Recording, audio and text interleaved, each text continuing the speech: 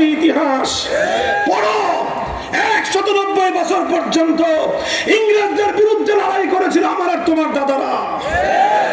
ইংরেজদের গোলামীর জিঞ্জির ছিন্ন করার পরে কলকাতার দাদা বাবুরা আমাদের উপর আধিপত্য করতে চেয়েছিল। আমাদের পূর্বপুরুষরা বলেছে, না, আমরা মুসলিম জাতি, আমরা ইসলাম নিয়ে বাঁচতে চাই, আমরা তোমাদের গোলামি করতে প্রস্তুত না। আমরা দিল্লির গোলামি করব না, আমরা ইসলাম মুসলিম জাতিসত্তার পরিচয় নিয়ে বাঁচতে চাই। বারবার আমরা বিজয় অর্জন করেছি। ষড়যন্ত্রের মধ্য দিয়ে বাংলার মুসলমানদের সেই বিজয়কে কেড়ে নেওয়ার চেষ্টা করা হয়েছে। সর্বশেষ এসেছে 2024-এর এই বিপ্লব। এই বিপ্লবে জুলাই সনদ প্রণীত হয়েছে। এই জুলাই সনদের মধ্যে 47-এর দেশ বিভক্তির কথা বলা হয়েছে। আমি সহজে আপনাদেরকে একটা কথা বুঝাই। ভাগ বাটোয়ারা বুঝেন, জমিন যে ভাগ হয়, বাবা মারা গেলে বাবার জমি সন্তানদের মধ্যে ভাগ হয় কিনা? মনে করেন আমাদের দাদার আমলে গোটা ভারত, এই বর্ষ বাংলাদেশ, পাকিস্তান, ভারত সব এক দেশ ছিল, ওটা দাদার দেশ। দাদা মারা যাওয়ার পর তারপরে ভাগ হলো। কি হলো? ভাগ হলো 2 ভাগ।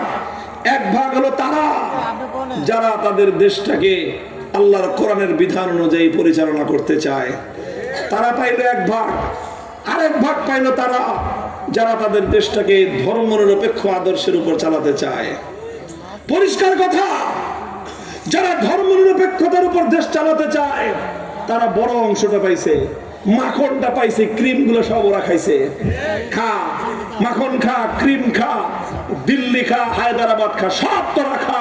বিশাল ভারত ধর্মনিরপেক্ষতাবাদীরা নিছে।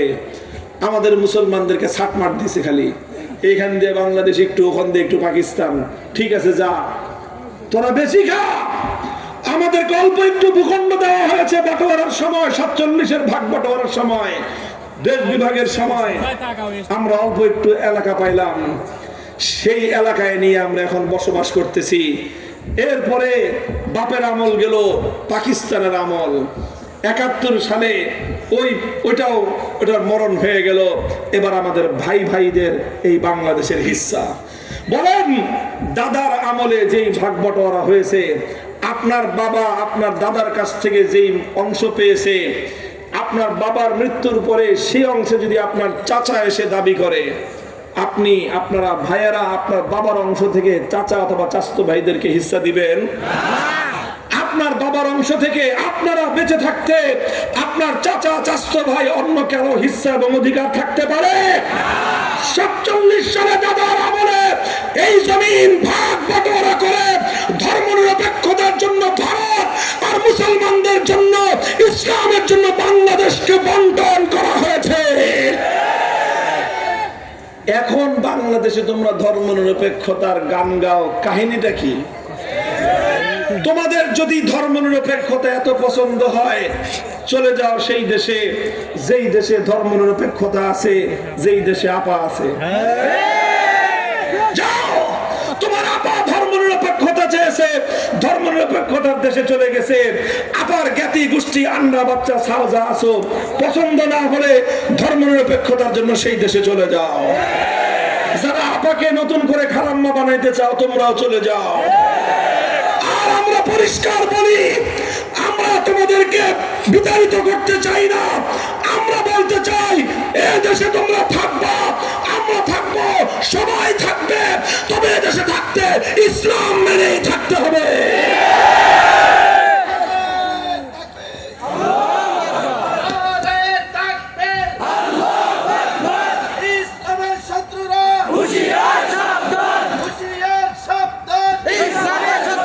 জুলাই বিপ্লবে হাজারের উপরে বাংলার তামাল যুবকেরা রক্ত দিয়েছে। এই বিপ্লব করেছে এই দেশটাকে সেই দাদা বাবুদের আধিপত্যবাদ থেকে মুক্ত রাখার জন্য। কাজেই এই রক্তের সঙ্গে গাদ্দারি করা চলবে না। একটা সনদ প্রণীত হয়েছে, জুলাই সনদ। অনেকে মনে করে জুলাই সনদের কাম কি? ভাই, জুলাই সনদের খুব বেশি কাম না হলেও একটা কাম হয়েছে। জুলাই সনদে বলা হয়েছে 1947 সালের দেশটা যেইভাবে ভাগ হয়েছিল, সেই ভাগের ভিত্তিতে আগামীর বাংলাদেশ গড়ে উঠবে। জুলাই সনদে বলা হয়েছে 2013 সালে শাপলা চত্বরে নবী প্রেমিক তৌহিদি জনতাকে নির্বিচারে জালিম স্বৈরাচারী শক্তি পাখির মতো গুলি করে হত্যা করা হয়েছে। সেই নবী প্রেমিকদের বীরত্বগত ইতিহাস জুলাই সনদের মধ্যে বর্ণনা করা হয়েছে। এই জন্য আমরা বলি জুলাই সনদ 47-এর ইতিহাস, জুলাই সনদ 2013 সালের হেফাজতে ইসলামের নবী প্রেমিকদের ত্যাগ এবং কোরবানির ইতিহাস। কাজেই আগামী ফেব্রুয়ারিতে একটা নির্বাচন হবে। এটা শুধুমাত্র সংসদ নির্বাচন না, বরং সংসদ নির্বাচনের বাইরে আরেকটা নির্বাচন হবে, সেটার নাম হলো গণভোট। কি নাম? গণভোটে জানতে চাওয়া হবে তুমি জুলাই বিপ্লবের পক্ষে না বিপক্ষে।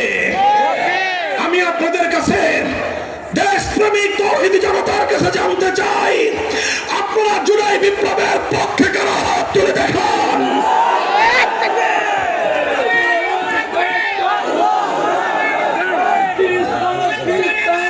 যারা জুলাই বিপ্লবের পক্ষে গণভোটে হা বাক্সে ভোট দিবেন ইনশাআল্লাহ, গণভোটে হা বাক্সে ভোট দিবেন তো ইনশাআল্লাহ। মুহতারাম হাজিরিন, প্রশ্ন করতে পারেন গণভোটে হা বাক্সে ভোট দিলেই কি বাংলাদেশে ইসলামী বিপ্লব হয়ে যাবে?